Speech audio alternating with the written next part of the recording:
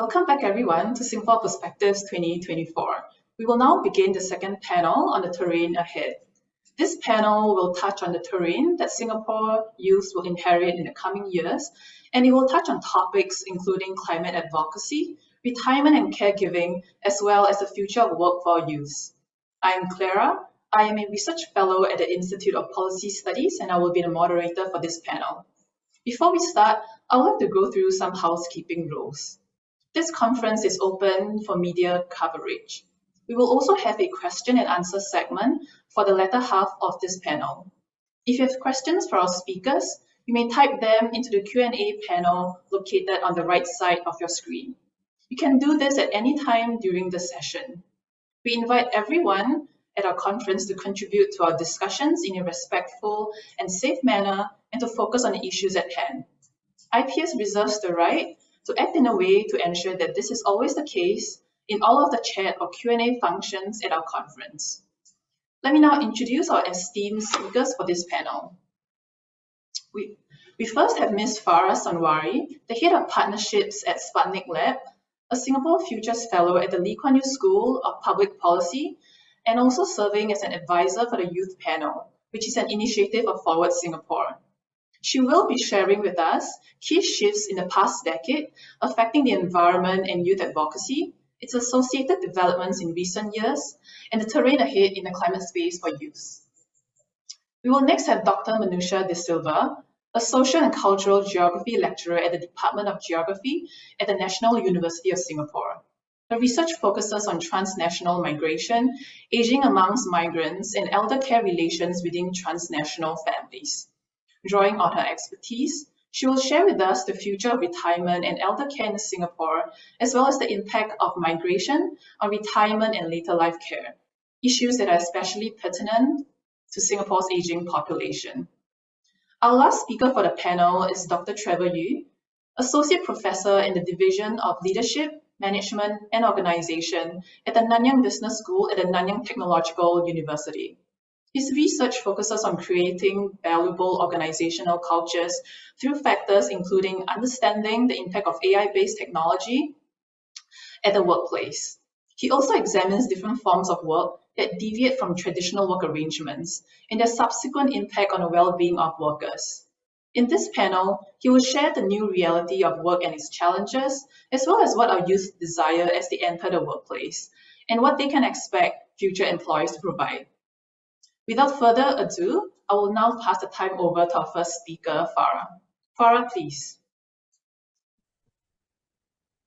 Hi everyone, good morning, and thank you so much for having me here today. I will be speaking as a youth advocate, I suppose, but just a quick disclaimer: I'm like on the far extreme of my my youth. It's already 2024, and I am now reaching my retirement age for youth at 35 years old. But I have been in the youth advocacy space for the past 10 years, seeing that I am actually a social innovation junkie. I started the Repair Kopitiam initiative by Sustainable Living Lab while I was working there, and that was to help people to repair their items so that we could have less waste in the waste stream. I also started Fitri, which is an Islamic environmental group 10 years ago, and is now like doing well. As of now, I am now part of Sputnik Lab, which is a social innovation lab addressing digital literacy for seniors in Singapore and marginalized communities outside of Singapore. But more importantly, also, I think there is an emphasis on making sure that we see things long term in doing social innovation, because when we want to see transformational change, we need to think long term by having some level of foresight. And so I developed a niche in futures thinking, and now teach at the Lee Kuan Yew School of Public Policy as a futures thinking lecturer, and guide youth and also different groups of people in doing foresight work. So that's me. But today, before we were asked on what is the terrain ahead for youth, I actually had to think about like what are the key shifts that have been happening for the past few years in the climate or the environmental space. Just to bring people on track, the first thing I want to bring across is actually about COP21, which is a big important event, which was to during the Paris Agreement, which was to that agreed upon substantially reducing global greenhouse gas emissions to hold global temperatures increase to well below 2 degrees Celsius above pre-industrial levels, and to pursue efforts to limit it to 1.5 degrees above pre-industrial levels. People also were countries were also asked to assess their progress by having the national determined contributions. What are their developments that in addressing climate change, and during that Paris Agreement, they also wanted to ensure that there's financing to provide financing to developing countries to mitigate climate change and strengthen their resilience and enhance their abilities to adapt to climate impacts. So that's the first thing that was very important in 2015, and that has actually shifted the views on how we should deal with the world. That a lot of things have to change in the economy, in the society, yeah. And the next thing would be on the acceleration of renewable energy technology. So renewable energy technology is now cheaper to produce and is therefore easier to deploy. So there is also a global crisis recently, and in response to that, global energy crisis recently, and in response to that, policymakers in many countries, particularly in Europe, have actively sought alternatives to imported fossil fuels. And solar PV is currently the most favorable, especially in the residential and commercial system space, because it can be rapidly installed. And according to the International Energy Agency, China is set to outpace the rest of the world in renewable capacity installations in 2023 and 2024. So you can see that there is a shift first from COP21 with the Paris Agreement, and then we have an acceleration from the industries to move towards renewable energy. And the final thing that I wanted to bring up is about Greta Thunberg's school strike for climate, which is a very significant societal movement, social movement in addressing climate change. Because for her, the message was simple, but it was very powerful. She called on politicians to take urgent and meaningful action to address climate change and reduce carbon emissions. Her activism has sparked like global response, and you have not just youths who have been actively putting themselves out there to address to demanding for change, but also then you have your leaders of the world who like respond to that as well. So that was a very powerful shift in society. So with these three things, I wanted to bring back to how it's like on the home ground in Singapore. My next slide. Oop. Yeah, about how we are seeing a transition to a green economy by preparing our workforce for new jobs that will emerge out of these industries. Also, there's an emphasis on businesses to comply to ESG standards across the board. So enterprises themselves are changing business models across the value chain. So bringing down our carbon footprint across the value chain is important. And so we need the labor force to partake by understanding what that means, and applying that to the work that we do. And since all jobs are being greened in one way or another, universities too are offering courses to help these youths along, right? Of course, this is also like spearheaded by our SG Green Plan 2030 with like a multi-ministerial effort to ensure that we transition well as a whole country and not just by the responsibility of one ministry. Next will be on how youth actually perceive the impact of climate change. Now, this is a study by the Today Youth Survey out of 1,000 participants, with 45% of them saying that they are fearful of climate change and sad and hopeless. But then they are cautiously optimistic and hopeful, with the least being hopeful. And this is quite scary as a society, right? And this was done in 2022. So we can expect with this kind of, what are we going to do to ensure that these numbers actually reduce over time, and that we can actually be more active and proactive in addressing these instead of, and also maybe just to deal with these feelings to begin with. So I actually think that we are doing pretty well because we have environmental advocacy done by youth for the past few years and ground-up initiatives done to inform and raise awareness to the public about climate change and environmental issues. And we also have the role of social media in this because our youth have taken, our environmental advocates have leveraged on these platforms to make it easier for people of all ages to understand the issues better and to take action, be it as individuals or as a group of people. So climate rally that happened first in 2019, following Greta Thunberg's global influence on having youths come together, had 2,000 people, more than 2,000 people attended. At the climate rally last year, we had about 1,400 people who attended it.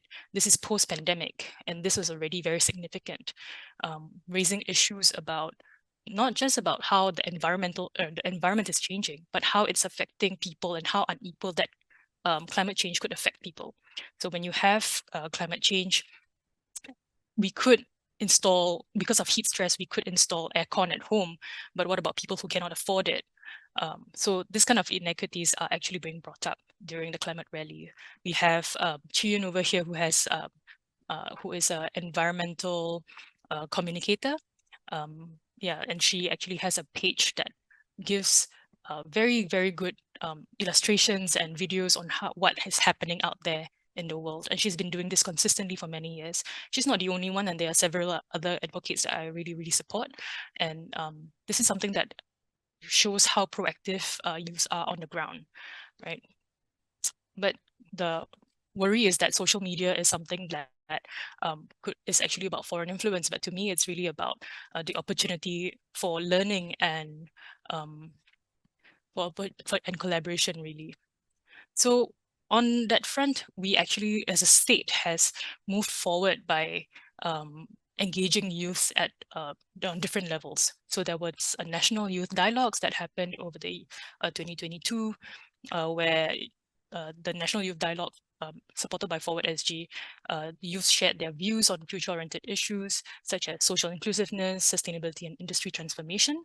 And more recently, the National Youth Council youth panels was created to have youths be involved in co-creating policies with ministries and government agencies. So so we're looking at areas where like green hacks, job hacks, life hacks, and tech hacks.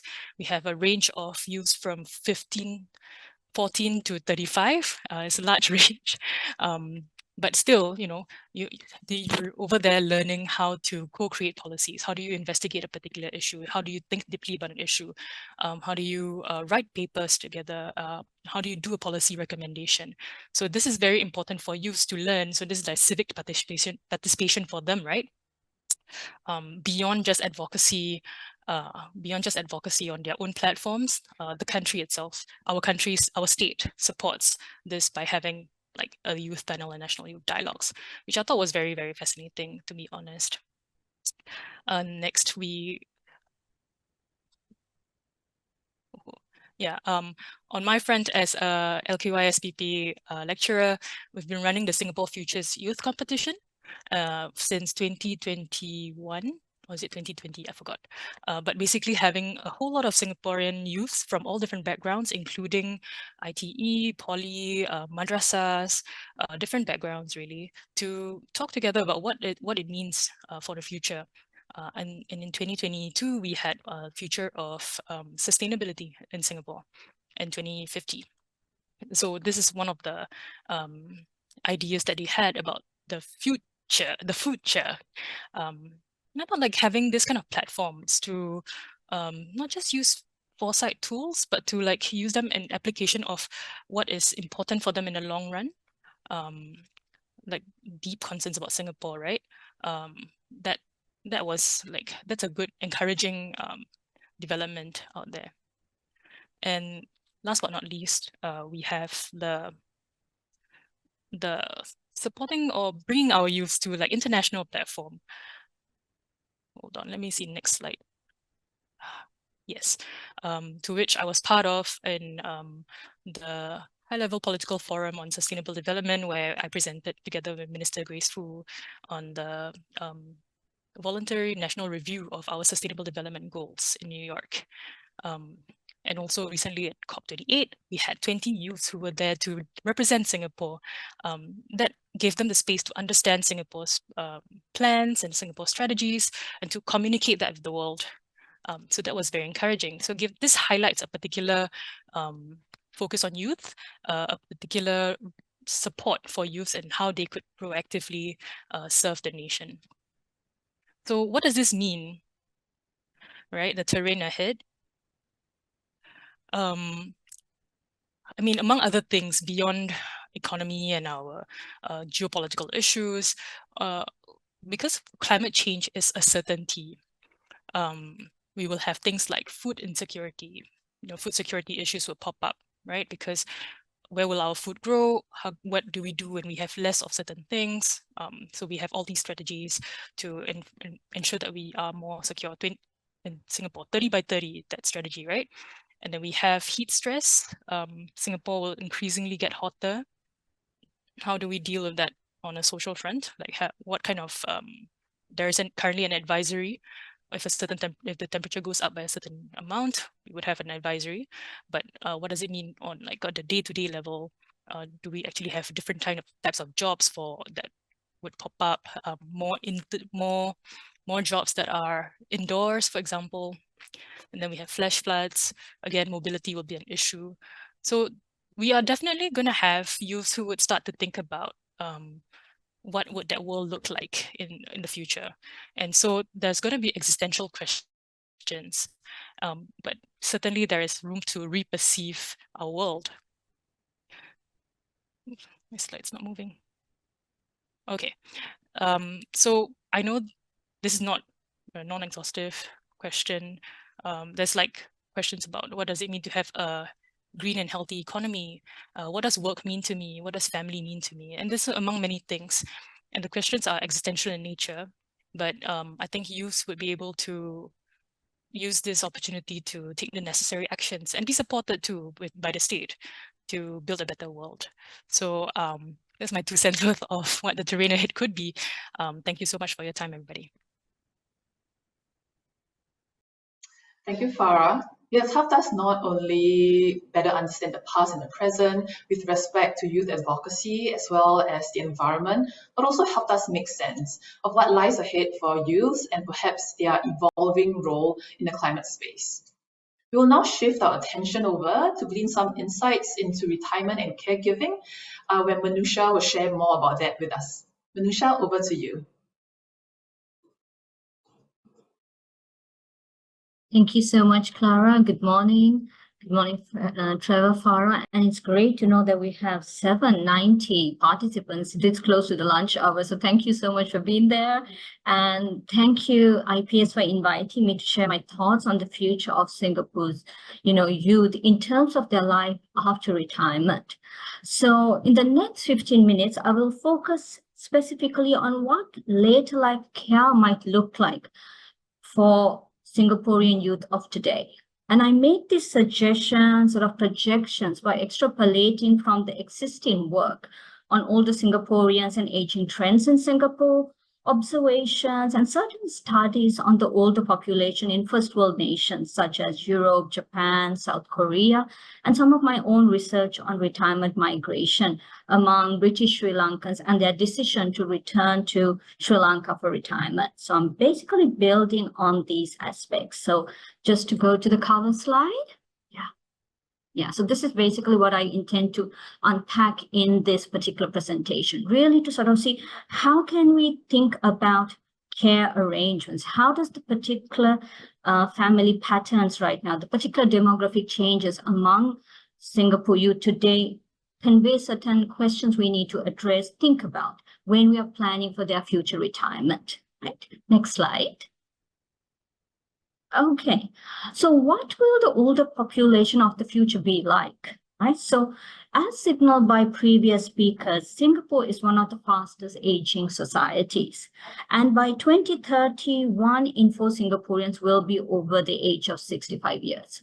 So really in this slide, I'll sort of build on certain understandings we already have of older Singaporeans and think about the possible challenges the future older population might face. What kind of solutions can we consider for the future?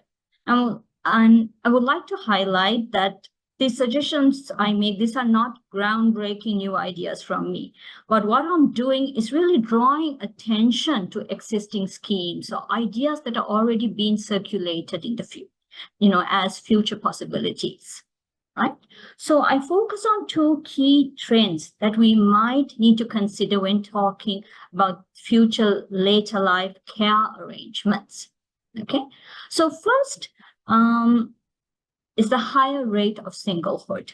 So as the two nationwide studies on youth showed, singlehood among younger Singaporeans is increasing, right? It's increasing. But this does not automatically indicate that they are partnerless. They may be so in the official sense, right? And this is another trend, is that there's greater independence among older Singaporeans. And as noted in the study by Thang Leng Lang and Joan Swen way back in 2018 even, 78% of Singaporeans belonging to various age groups prefer to live alone or with spouses in their own homes. So on the one hand, it's likely that the future youth might not have an adult child to take care of them, or they prefer not to depend on them. So while currently, though, family is considered as the sort of first line of defense for elder care, we might have to consider alternative ways of thinking of what is family, consider alternative care arrangements that align with the current aging in place focus. Right? So one example we can consider is co-living with people who are not family. And this is quite popular in US, European countries. And of course, this is not a new idea. It can actually take various permutations where a room is rented out to a stranger with the understanding that they will keep an eye out for the older person. In case of emergency, see that the person has not fainted somewhere, for example, and, maybe accompany them for doctor's visits. So there's this kind of informal arrangement. But increasingly, the private sector is involved in creating independent living projects with senior housing that is integrated with care services. And it's a concept similar to Kampung Admiralty, but with more attention given to elderly with no immediate family. So this is something that's increasingly becoming popular. And actually, even in Singapore, there are a few private companies that do offer co-living arrangements as a replacement for mainly nursing care, right? So where apartments can be rented out by seniors and they share the caregivers with those who they share the apartment with. Now, this type of initiative does face certain challenges at the present moment because of rising housing prices, but they are increasingly seen in Singapore as an alternative for nursing care, right? But less so, and this is what I find quite interesting and an opportunity to consider, that it's considered less of an option for the young and more healthy older population. And this is the group that we call the young old, those between ages 65 to 74. So the question is, how can such arrangements be made available for, Singaporeans when they are in their 60s or when they're in their 70s? This is so, in that sense, it's not just a focus on aging in place, but also aging with people they have a good rapport, a good connection with already. So it's not simply about thinking as we're getting older, who's going to take care of us? Because there's some research in Singapore also showing that as the older population gets, their care needs intensify, as they're more frail, it's more challenging to engage with the community and have that sort of aging in place experience unless caregivers enter the household. But what we can also see is how can these kind of arrangements build a sort of closeness, not within the community, but even within the household, right? So this is something we can think as a possible care arrangement for the future, but also these kind of trends, especially increasing singlehood, particularly, makes us also question of what can we consider as, who the present young consider as family as they get older. Would how do younger Singaporeans think of family in not only in the legal sense, but also who do they turn to in time of need? Is it their childhood friends, co-workers? Or would it be, the help of a paid caregiver? Right? Could this person become actually their closest family member? So it's about sort of rethinking what we understand as family in the context of these trends we are observing nowadays, right? So is it only adult children, siblings, extended family as cousins that we can include now in the definition of family, or do we need to adopt a more broader, flexible definition of family, right? Okay. So this next slide. All right. So the second key factor I believe we need to sort of think about when considering the future of retirement of the youth is really migration, and especially how it may influence younger Singaporeans' retirement planning. Now, as already noticed by previous speakers, Singapore society is a hyper-diverse society, and I'm referring particularly to the first panel that talked about this. And this is particularly due to migration and the formation of what I call transnational families, where there are family members, spread across the countries. You have members from different countries as well, right? So we already know that marriage migration is a dominant trend in Singapore. So it is quite likely that marriage migrants and their Singaporean spouses might consider retirement in their home country. And even children from such marriages might consider retiring in their migrant parents' home country because they have already built social networks in another country as well. So for them, family is not only in Singapore. Family could be in another country in the region as well. So that also complicates what we understand as later life care now, okay? And another ongoing trend in Singapore is what is called grandparenting migrants arriving in Singapore, where families in Singapore tap into family members in another country to help them out. And as research done by my colleagues Elaine Ho, Shalina Huang, and Brenda Yo have shown through their study on grandparenting migrants from China who are in Singapore on a 5-year long-term visa pass. These migrants sort of, conduct multiple trips to Singapore to take care of their grandchildren. And some of them actually do incorporate relatively well into Singapore society, and others relatively less. And one of the notable aspects is that the visa category limits their opportunity to join community clubs and thus the ability to meet peers. So their experience of aging in place is somewhat different, though they do live in Singapore for a significant amount of time. So this is also a particular trend that could intensify in the future. So that's something to just keep an eye out for, I think. And then another category, and the key category I'm focusing on, are the retirement migrants, who, Singaporeans who consider retiring in another country. Now, before I go into this particular topic of retirement migrant, I do want to signal that this has not always been perceived favorably as a retirement option, especially in Asian nations previously, like somewhere in the 1980s, 1990s, when the Japan state initially encouraged retirement as an option. There was this question about, is this really the best thing? Are we actually exporting the contributors to our economy after they're retired? So these are the kind of rhetoric also that I signal is changing now. And as the Reddit post is signaling, elderly are definitely, the youth are more open to these kind of ideas. The present-day older Singaporeans are open to it. They don't always consider it as sort of a lack of filial piety or lack of options within Singapore itself. And in fact, I think the current younger population have a very global outlook. So it could potentially be an exciting, welcoming option. Now, again, looking specifically at the retired migration literature, things are quite fine when you're in their 60s, 70s. You're young, you're relatively healthy. It's quite exciting to travel to another country, explore a new culture with your spouse, for example.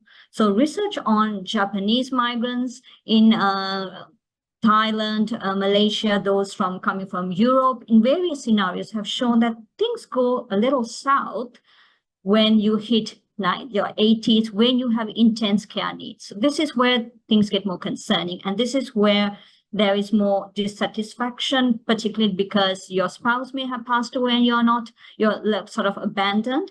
and also you may not communicate with your caregivers because of language difficulties, for example.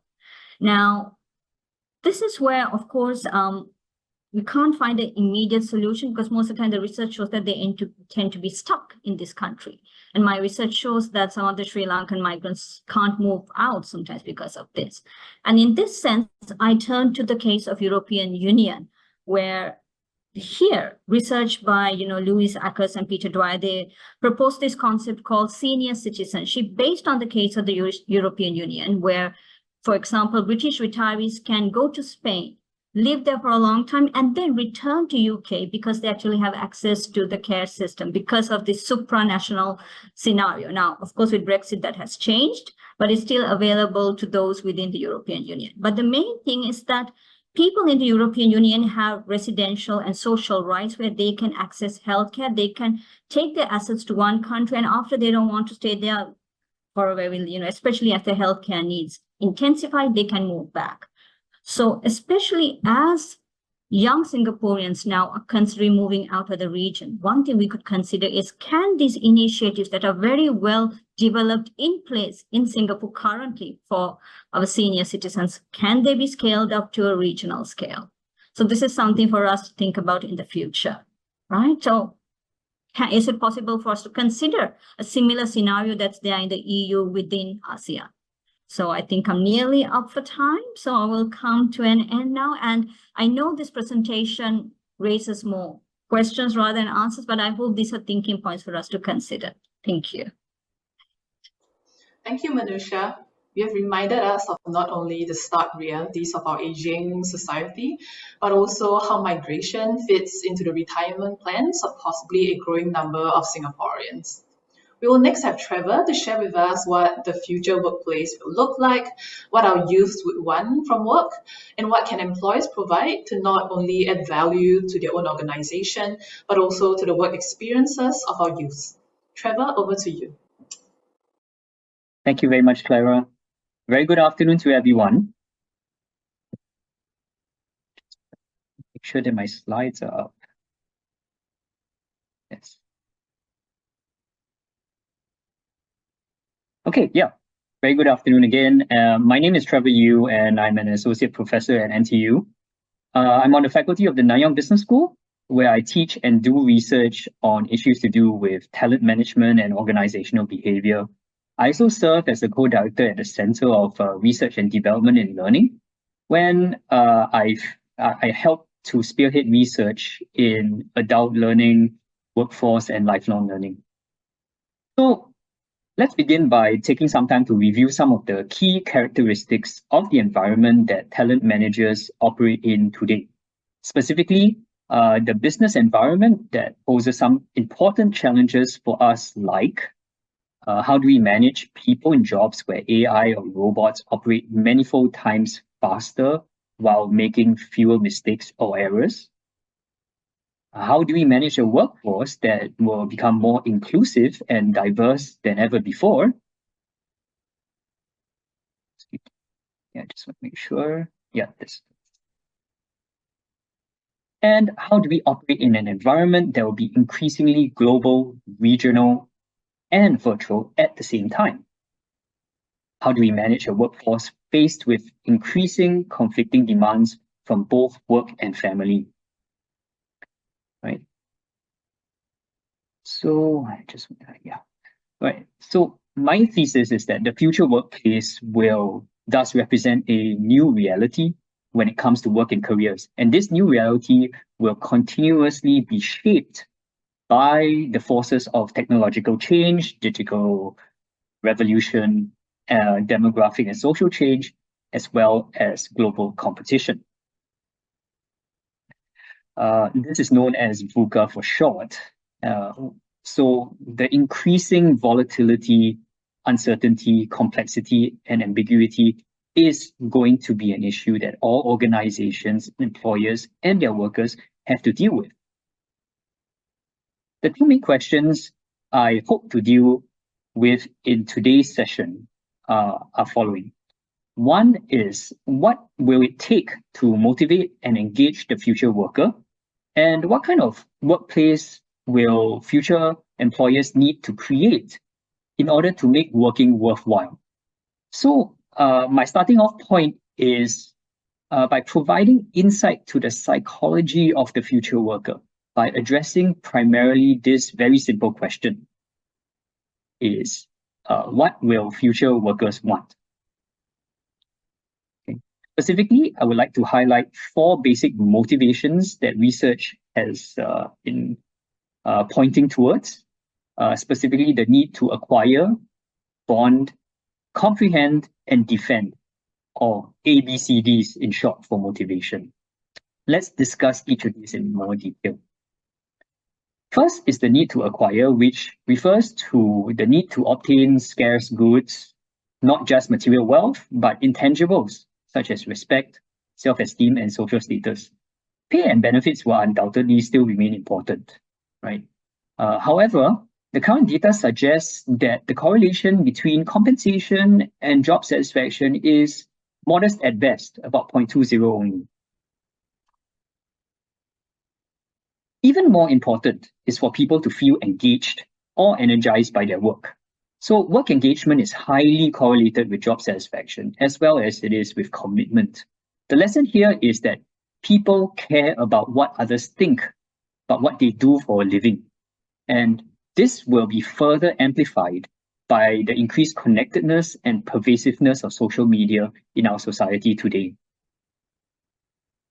The future work will also want to bond or form meaningful connections with individuals and groups at work. These connections form an important criteria of social support, which is moderate to highly correlated with both life and job satisfaction, respectively. Future workers will also be driven more and more towards satisfying their own curiosity and needs to achieve mastery over their job, role, and an environment. Workplace learning is thus strong relationships with job satisfaction and work commitment.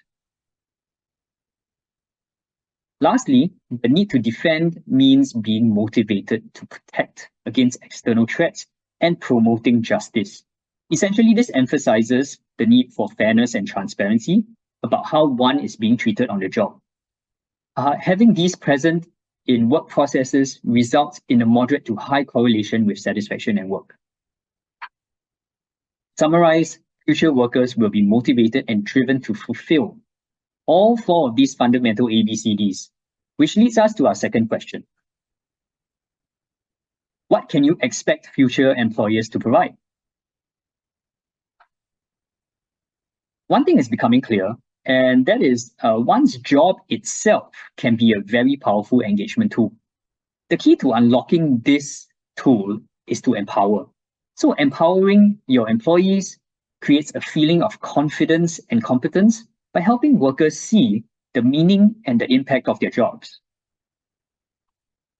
In order to have empowerment, jobs have to be designed to provide 2 main things. The first thing is autonomy.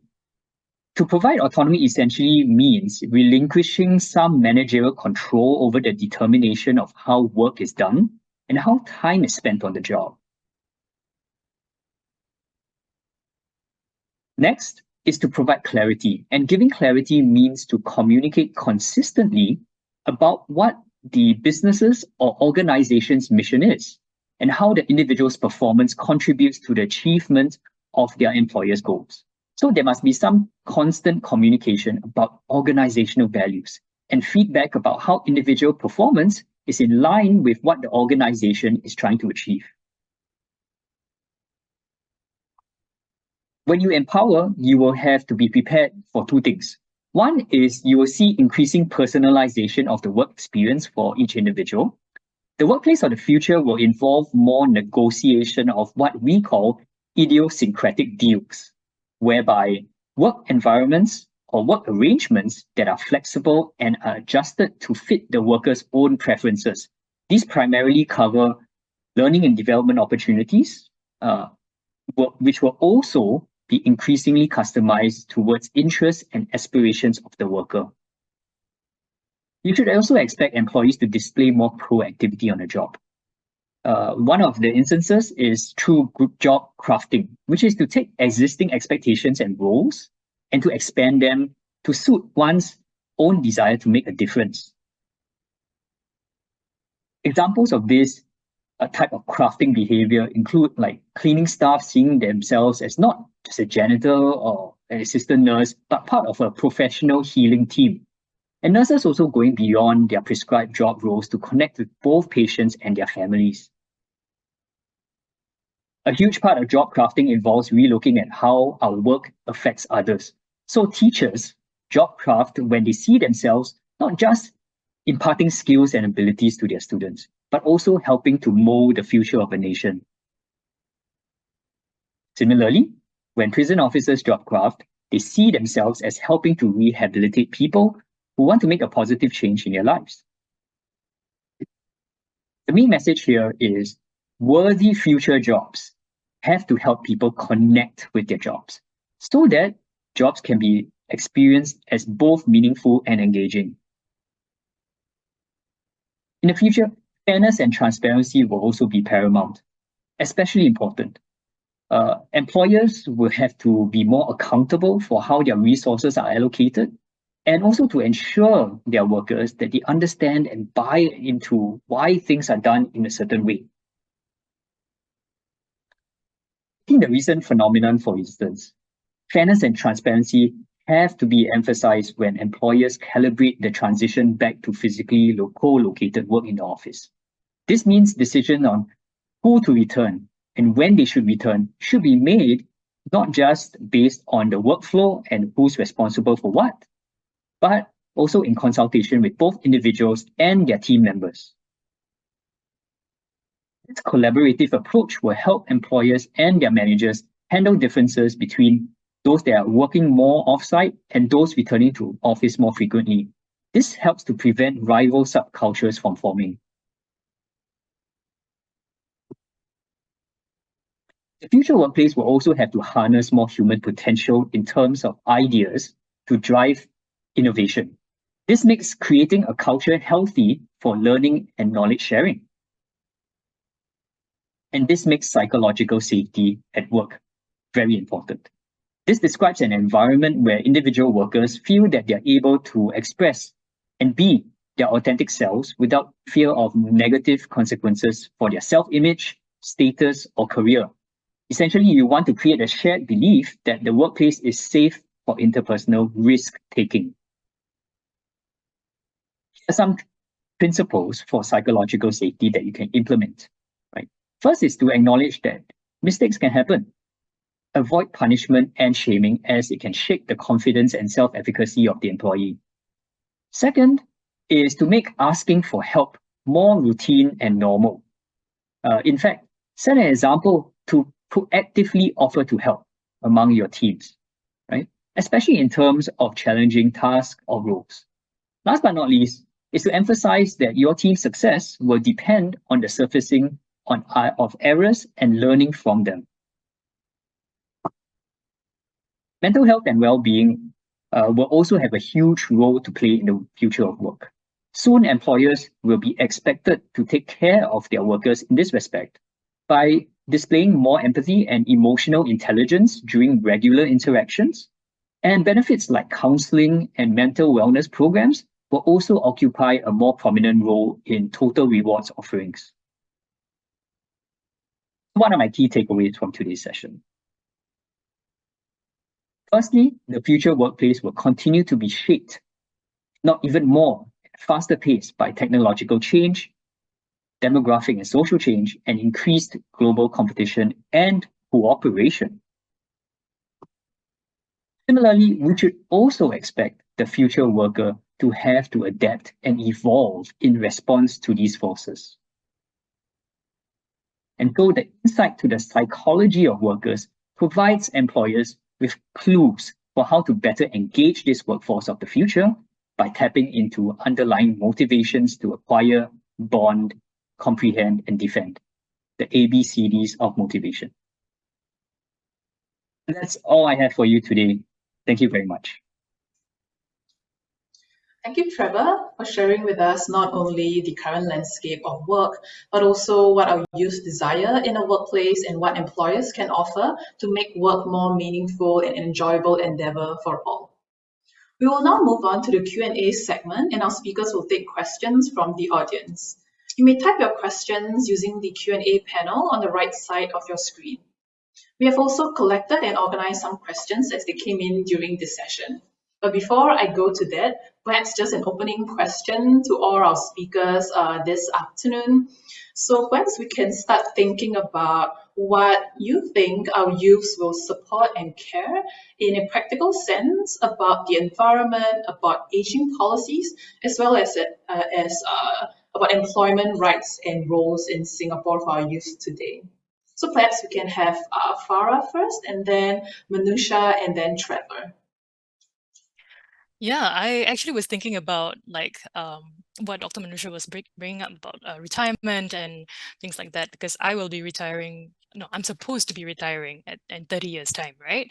But I also need to understand. We also need to understand like what is the profile of people who are going to retire, and they are at that age where, if they're now 35, then they are millennials, people who are early adopters of technology, or like people who can learn technology really quite quickly.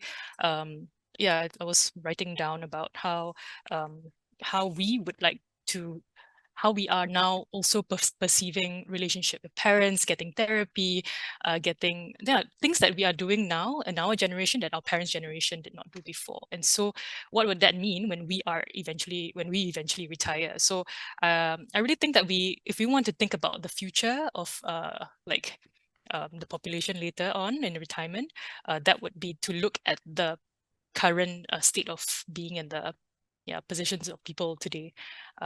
Yeah, that's my take on it. Thank you. If I'll add on, and I just sort of need to echo what, Farah said. I do agree. It's about looking at the present situation, the present challenges that the older population is facing. So what kind of challenges do they face in terms of maintaining connections, maybe finding affordable care, for example? So these are kind of ways in which we can consider the sort of issues that the younger generation needs to think about. So again, in terms of, maintaining connections, for one, how can we build lasting connections to last a lifetime? Is that possible? Or do we need to think of, have a more openness to multicultural societies? Do we tend to engage with people who are culturally similar to us? Because as we said before, Singapore is very diverse now. So with these kind of changing demographic trends, can we be open in that way? So these are ways that I think immediately we don't see those connections. But if you think about later life care, most of our caregivers are foreign domestic workers. So you have a person who cares for you who is from a different culture as yourself. So in a sense, more broadly, I would say, reflecting again exactly what Farah said, thinking of what the current population sees, but also expanding on that. Okay. Thanks, Manusha. So I think that we probably all have been noticing that there's an increased awareness of social justice, I would say, across wide swathes of society and our population. And so the relevance of this, especially from an employer and a workplace standpoint, is that we have a generation or future generation of workers that will be increasingly focused on the responsibility of companies and the responsibility of employers, and that level of corporate social responsibility. So these will factor quite literally into decisions of who we want to work for, who we want to be associated with as an employee, because I think that this will impact what considerations do people make. They will be thinking about, okay, this employer or this organization, what kind of impact or links do they have with the environment, with our community? Okay, specifically, what is the company doing in regards to sustainability initiatives, the key question that they're going to ask is that what will be our legacy, right? What are we leaving on for the next generation? So I think that this will be an important factor that will drive the future of work. Thank you. Thank you all. I think what we have discussed so far actually fits very well into one of our top voted questions from our audience, which is broadly about how we can balance the expectations and wants of our youth with the government state governing responsibilities. So this question is posed to Farah, but I think it can be broadened to also to talk about aging, retirement, as well as work. So the question is about, when it comes to climate change policies, how does the government balance the expectations of youth with its state governing responsibilities? So I would think that the question is getting at perhaps trade-offs, and what are the trade-offs, and are there areas where both the interests of our youths as well as the state actually align? And this question is certainly not limited to just climate policies, but also I would like to invite Vanusha and Trevor to also chime in with respect to retirement, migration, as well as work. But perhaps we can start with Farah first. Right. So I actually don't come from the government, right? But I do interact a lot with the government. And I realized that actually over time that the interests of a lot of youths have been really quite heard through different platforms over the past few years. I mean, 10 years ago, environmental issues was not mainstream, but now it's like of global importance. And so it's necessary to engage the folks who are actually going to live through this real issue over the next few decades, right? And so I appreciate that the state actually involves us in policy up to the level of policy making, which is pretty new actually.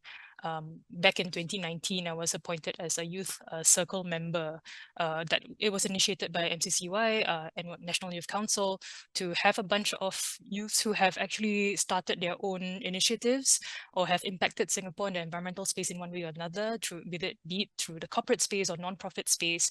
And we were pulled together to consider, like, not learn, but more like navigate through the process of policy making. How do you do policy making together with government rather than just expect the government to do everything for you, or to just give feedback and hopefully they will do something about it?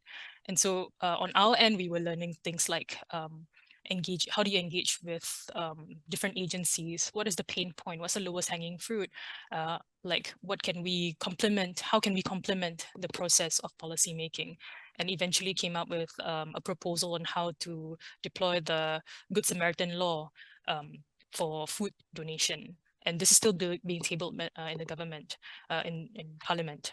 So that was a start, and that also sparked the development in having youth circles that started last year, 2023, with the first batch, looking at things like jobs, future of jobs, future of environment, climate change and whatnot.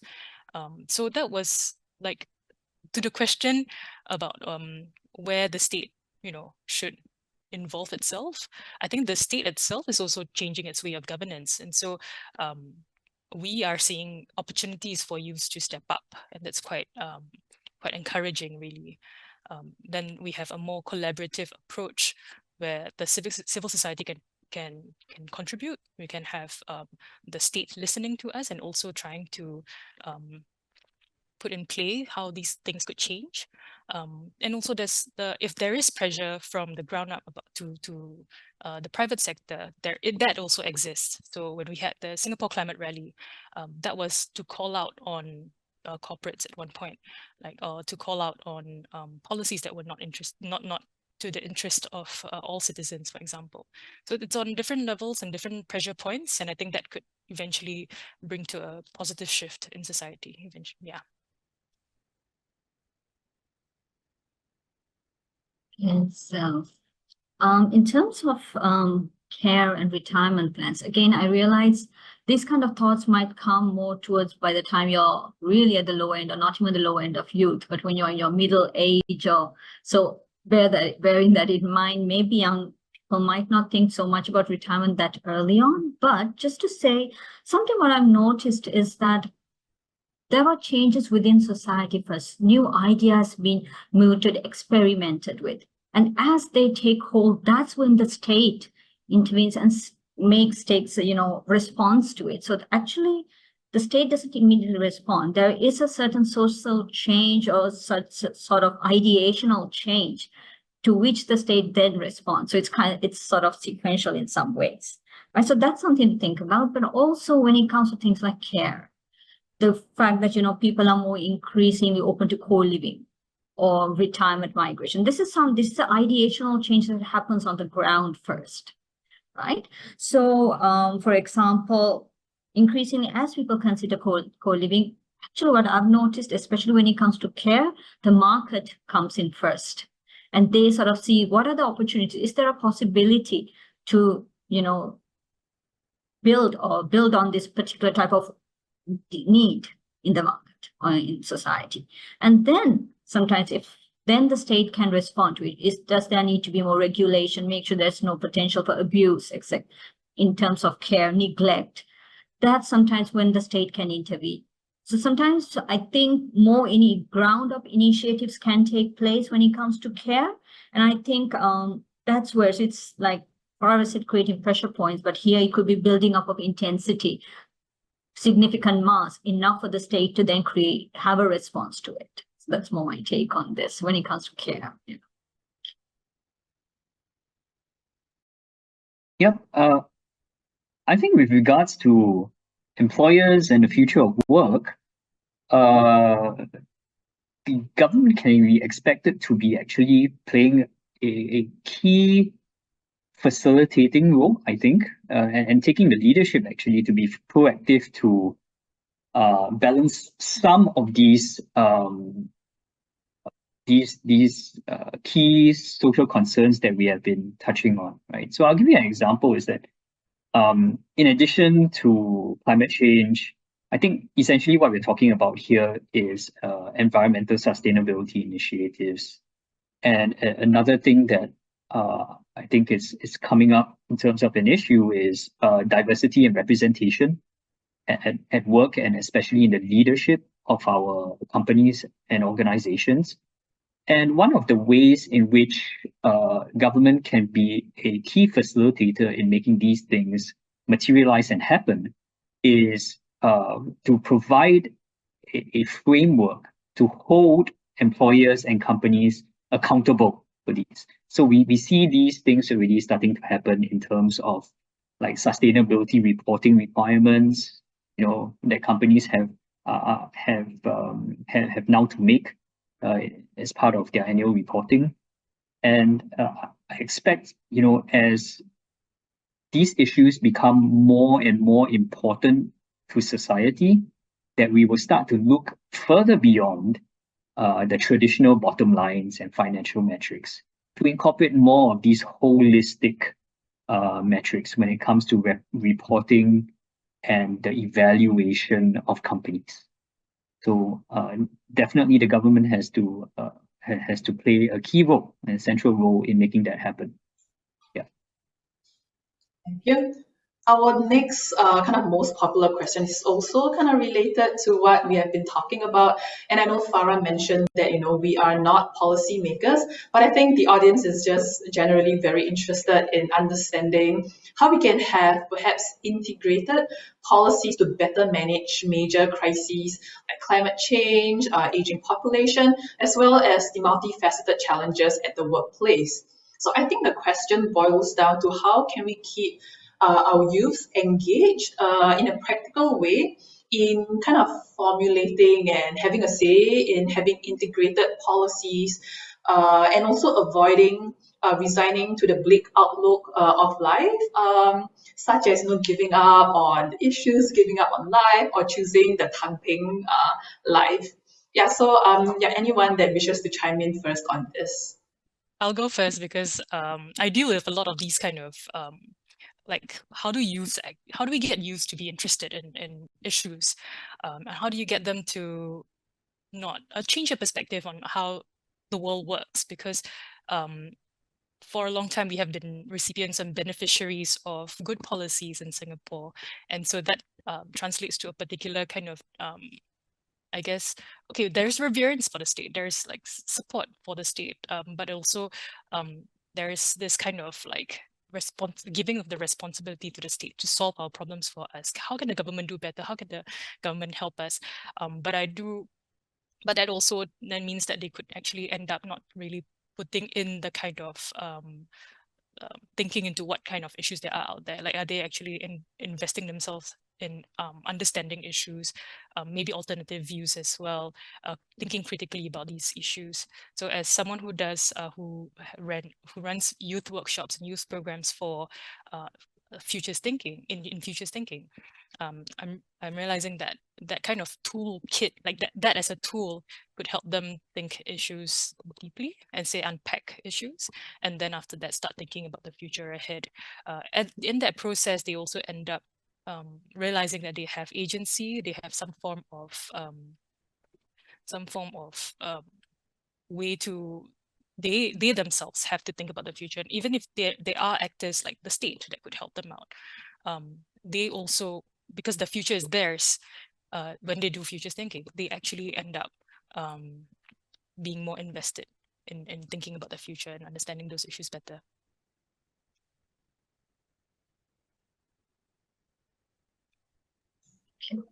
So that's a deep question about, especially thinking about the bleakness sometimes we face about the future. And I don't think it's something particular to the youth. I think most of us sometimes have our moments of feeling very depressed, bleak about something, sometimes what's ahead of us. And I think that's where, maybe personally for me, or just communication, intergenerational communication, I feel is quite vital. And I know it's there are initiatives to foster it, but we talk about, I think right now, intergenerational transfer of expertise, but also how did previous generations handle challenges? And I'm not saying, I agree there are some that are particular to the current generation, how the COVID-19 impacted them, but it also may have impacted other generations, other age groups differently. But also with each generation, there are particular challenges they have had to face. The pioneer generation may have had different challenges, but how did they work through it? What kind of concerns, what kind of choices did they make? I'm sure they won't translate directly the same way, but it is this conversation, seeing that people have gone through challenges and overcome them, is what I think we can try to find some hope in that way. So I believe it is a lot to do with intergenerational communication and also across nations. And as a migration scholar, I think there are things to learn from other countries' scenarios. So not just across generation, but across borders as well. I think there's something there to learn as well, seeing scenarios in other countries and how the youth engage with generations, similar people with similar challenges.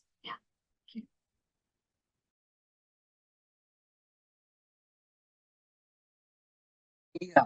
So I think the core issue that we're touching upon here is how do we ensure that we are giving the youth a voice, right? A voice, and how do we ensure that they know or they have the sense that their voice is being heard? I'm not an expert at this, but I can tell you that within organizations, the recommendation is that, in order to facilitate more participation through employee voice, the employer itself has to have procedures and structures in place that encourage transparency. So whenever things are being done or whenever decisions are being made, there's a need to, like I think Manusha also highlighted, the need for clear and consistent communication to help people rationalize or see the point behind why certain things are being done and how they are being implemented, right? And I think that this can extend beyond, just companies. But if you look at society as a whole, if people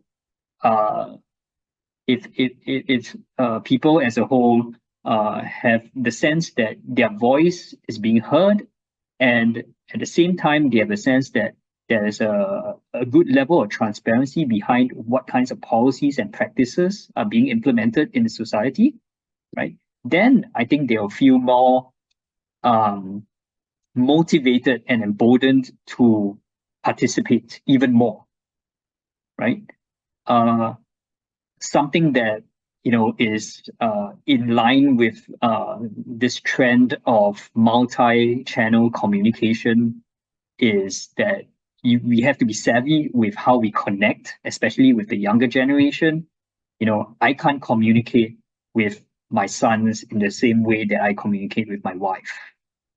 Okay, we have to be more creative in the way that we package things, but stay true to the core message, right? And engage people on multiple fronts, social media, and other technologically enabled facilities that help us to be better listeners. Yeah, and I think that once we have these things in place,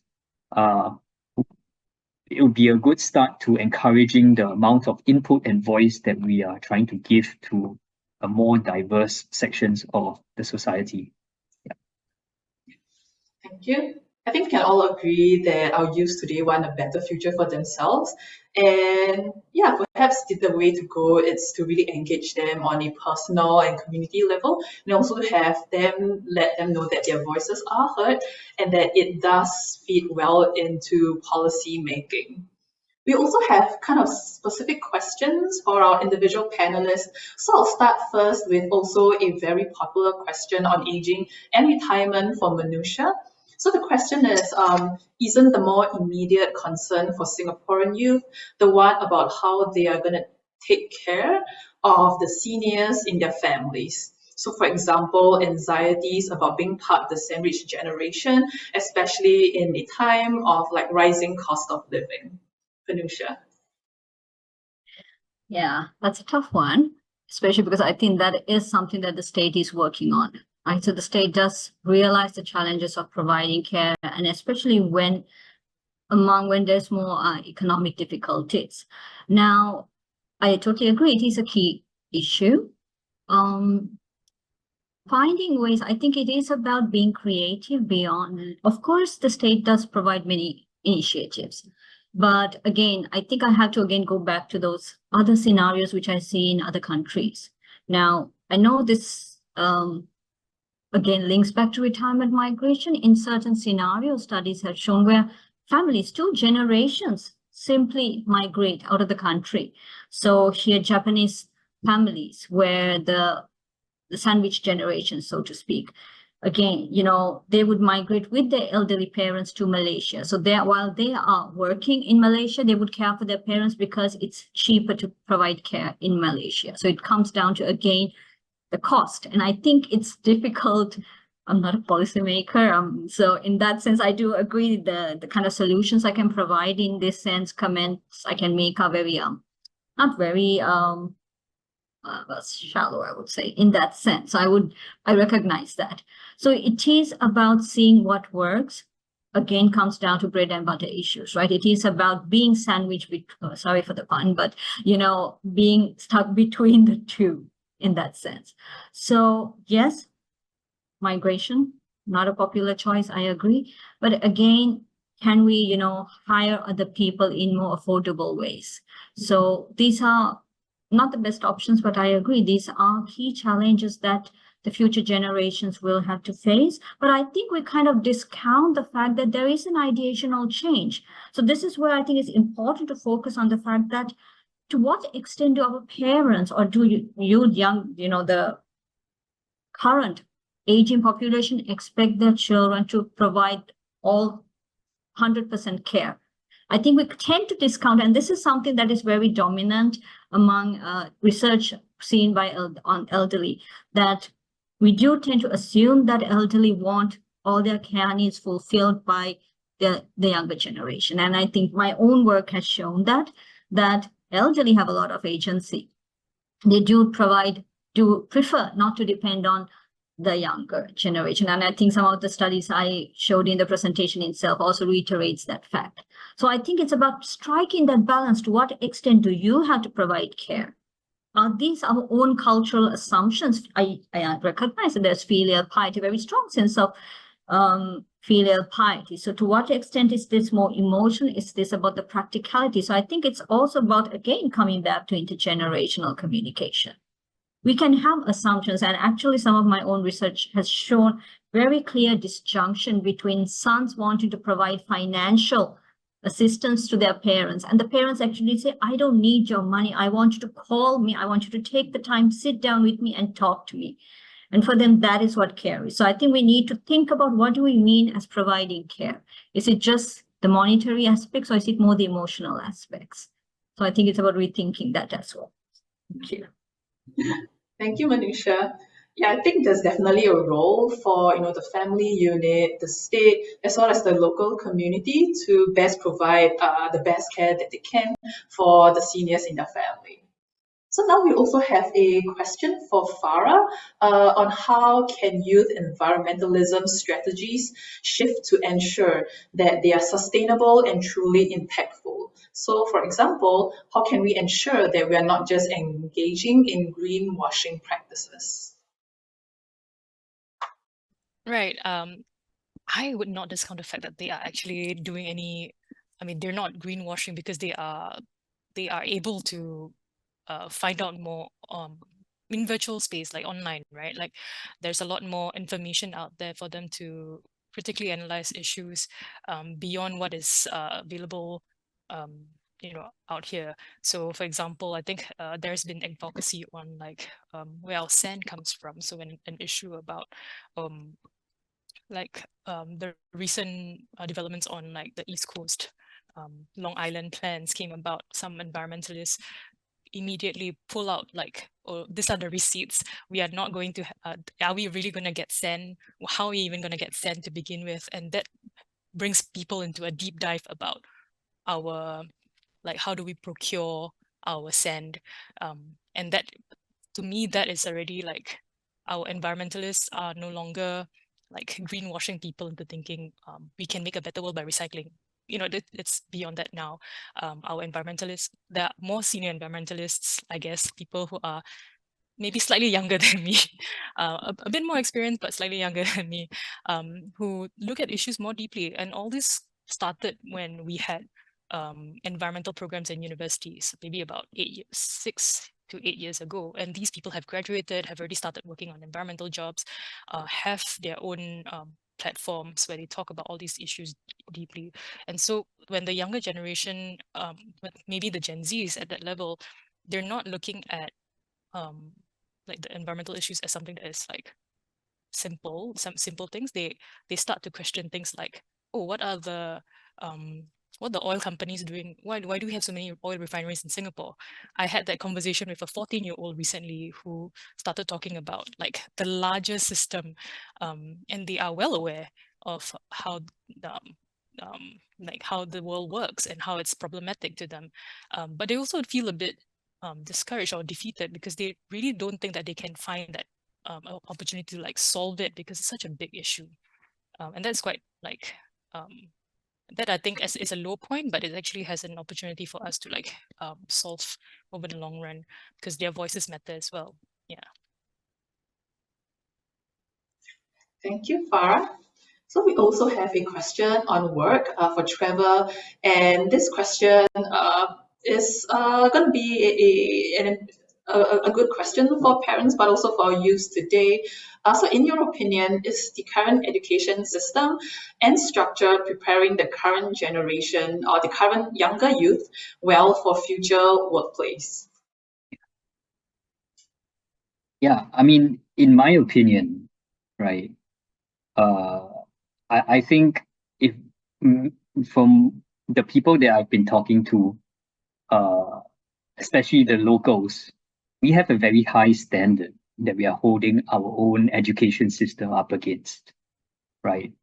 And it is not until that I speak or I share what this system is with my colleagues around the world that I start to develop a deeper appreciation for what we are doing here in Singapore. So in short, yes, I think that we certainly are doing things that are in the right direction when it comes to preparing our next generation to succeed in the workplace of the future. But of course, there are certain things that we can continue to improve on. And yeah, so I mean, it's not perfect, but I think we are taking the right steps. I think one of the things that we have made quite a significant advance in is to expose our children and school-going students to more opportunities and more ways of learning a particular skill, right? So unlike when I passed my youth at least a few decades ago, unlike when I was going through the system, there are now multiple pathways in which one can go about pursuing one's passion, one's interest with regards to a vocation or profession, unlike before. So I think that the provision of these multiple pathways, and I think also the shifting of the philosophy away from formalized degrees, right, to the acquisition of skills, and looking at it not just from targeted times in which we take exams when we are 12, 16, or 18, and then when are we going to graduate?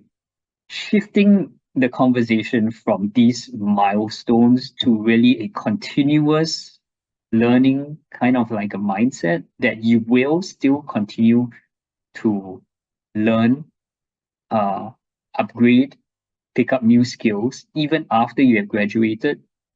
I think that we are making positive steps towards achieving that kind of an ecosystem when it comes to learning. So I am encouraged, and I also recognize that we still have to do more. I think this echoes very well to the first panel on how we think perhaps about what makes a successful Singaporean or what makes a successful youth, and perhaps a continuous conversation with our youth, as well as a mindset change, regardless of how slow it will be, would perhaps be key to helping our youth of today. We also have more questions for Trevor about work. So one is about how, as you've shared in your sharing on the different principles that youths would want from your workplace, and how workplace can provide a kind of conducive environment for them. So as an individual employee, how can I contribute in shifting the culture in my organization to adapt the principles that you mentioned? Yeah, so I would not encourage just like a singular mindset that that we have to have our voice heard immediately, regardless of the situation or whatever. But what I always advise my students and people who come to me for advice when I'm thinking of making this career change or getting into this profession, I think we have to be good scanners of the environment, right? We have to get critical in the way that we kind of like observe the way things are. How much do you think the current environment is conducive to receiving such input in terms of voice and feedback, and adapt accordingly, right? So like a very varied landscape whereby there's a good variety of workers and diversity in terms of workers out there, in terms of their wants and their preferences. Similarly, in terms of employers out there, we have a whole swath of employers that kind of are characterized by differing organizational cultures, right? So we have to become adept at kind of like evaluating what is important at these cultures, and and I think that that's important because they kind of like give us a signal about how we can go best about making our voice heard, right? Some would prefer a more challenging or open approach, whereby they actually encourage the open challenging of ideas, sharing of ideas, the critical analysis of an idea, of a co-worker, things like that. Some cultures do endorse that, but others, they kind of like don't really like that. And that's kind of like one of the fastest ways in which you can get yourself ostracized if you try to do that in the wrong culture, right? So other cultures would prefer a more one-on-one approach whereby you bring up these concerns with your assigned supervisor. And so that the key tagline that they like to use, it, there are proper lines of communication, right? So so I think that being aware and being able to be sensitive enough to pick up these signals would help, I think, you to ensure that your voice is being heard more and to be a more participative member of the organization as well. Yep. And I think this, it also echoes back to what you mentioned about, being transparent and then also having our youth be highly adaptable to, the workplace that they would like to devote really a significant part of their lives to. Okay, so we also have like a generic question for all our panelists this afternoon. So I think this kind of is related to the questions we had before, but it relates specifically perhaps to the expectations of both our youth as well as other members of our society. So the question is about how can we make the discussion on aging as well as climate change and the workplace more productive in involving the voices of not only our youth, but also that of the older generation, as well as perhaps that of managers, of employers, as well as perhaps for companies that are invested in the climate advocacy. So, are we adding to the anxiety of youths with such emphasis on these issues? And are we putting too much burden on them, right, to help us resolve or address such issues?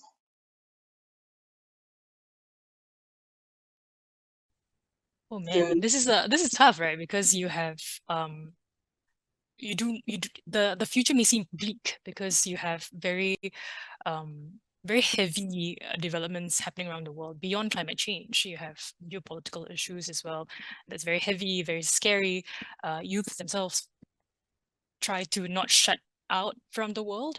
Some have decided, this is all in vain and therefore we should just party or something, like get out of it. But I do feel like we could be more creative in ways that we could communicate all these beyond this is what we need to do, this is the policy that's going to happen. I think the arts has a role to play in making it more palatable for people to understand critical issues, contemporary issues, and then after that, getting people to participate in such a process, beyond just thinking about it, but to also maybe try it out, like, an experiment along.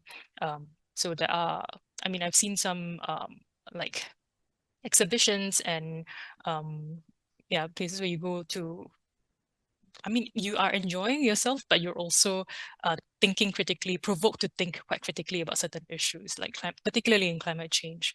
For me, I think that I will conclude it by saying that I think the arts also plays a role in this.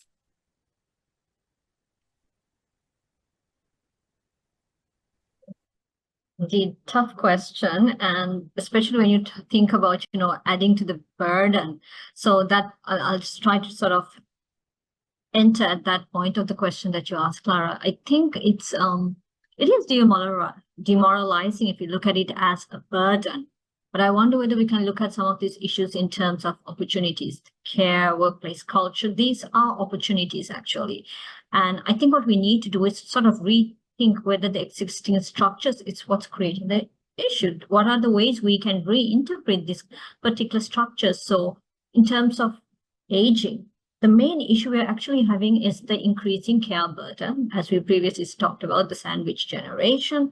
It is about how do we address these care needs, right? So one thing we can do is, what are ways we can incentivize caregiving? So is there, just like we have this ongoing conversation about paternity and maternity leave, what kind of leave can we provide to taking care of our parents? Because currently that's not recognized in most countries. Very few countries actually recognize that people need to care for their aging parents, and what kind of leave support can be provided for them. So then it's not a burden, it's just another fact of life. It's just a way that workplace culture also can support it. So this is again coming to that idea of integrating systems. So that's one way I can think about it. But also, again, it is an opportunity. Caregiving is it's one of the biggest growing sectors in Singapore is the care sector. So this is where you have more and more jobs coming. So it's just a matter of, again, a shift in approach where how can we make caregiving, well, with, ethically a business. It is a business opportunity. It's just that how do you do it ethically? What kind of safety measures can be put in place to ensure that there's no abuse for the elderly, of course, but also opportunities for the youth. So the way I see it, yes, it's a care burden, but it's also an opportunity. Thank you. Yeah, in line with what has been shared with so far, I think that a key step would require making people more accountable for what they say, just as we are held accountable for our actions. I think in this day and age where there's much more democratization in communication channels and things like that. If you have a voice, what are you using that voice for? So I think there has to be an increased amount of accountability towards how the youths are going to use their voice. If not, I'm afraid that it will be shifting from a positive voice to more of a venting kind of generation, right? Which I don't think that's productive for the good of Singapore.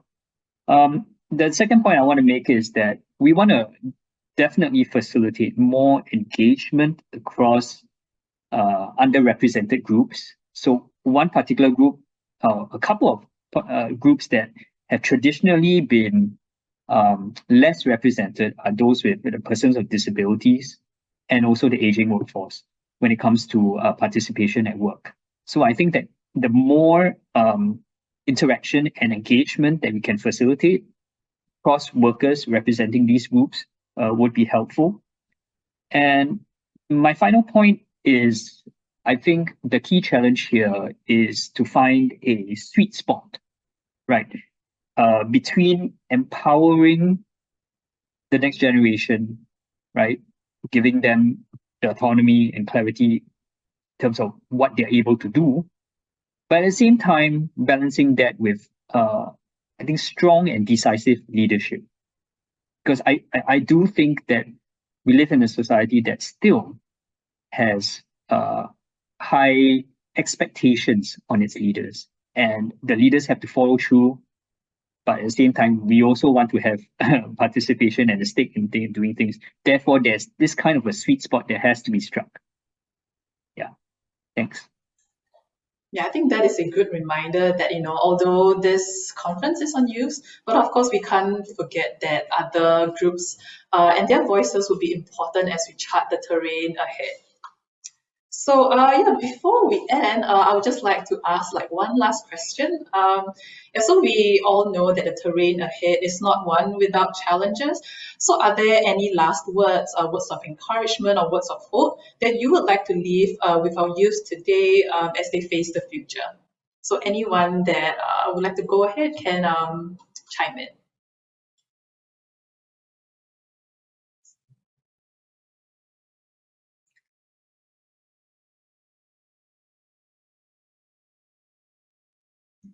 I can't help but I can't help but end this on a positive note, because it is very discouraging when you think about a very tumultuous terrain ahead. But we do want to work. We do need to work together to overcome all these challenges. And so I encouraged our youth to be a bit more optimistic and positive, and to use that energy to create positive change in society. Because there is no yeah, I don't think that we are at a stage where we are totally helpless. There has been developments and changes in how we govern ourselves since, as Singaporeans and as a nation. And so I would think that it's very encouraging and we could push the envelope further. So don't lose hope in that. Yeah.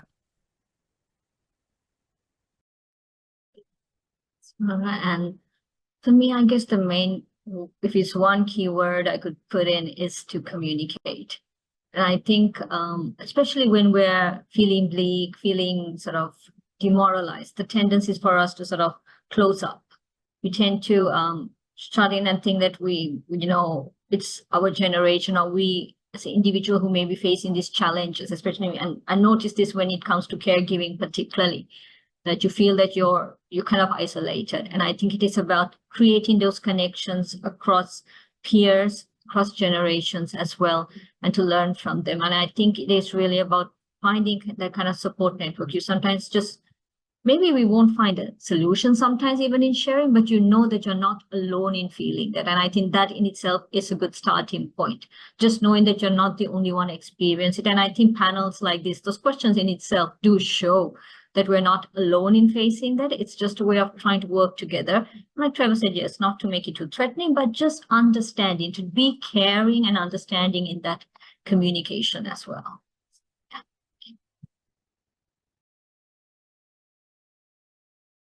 One word, I think, is empathy. When we have empathy, we are more able to achieve a common ground. And when we have common ground, we have collaboration, and great things are possible when people collaborate. Thanks. Thank you all. So we have now come to the end of this panel. I would like to once again thank our distinguished speakers, Ms. Farah, Dr. De Silva, as well as Associate Professor Yu, for this very informative and enriching session. I would also like to thank all participants for joining us this afternoon and for actively participating in the Q&A. Our next session, Panel 3 on the centrality of well-being, will start at 2:30 p.m. and we hope to see you there. Thank you.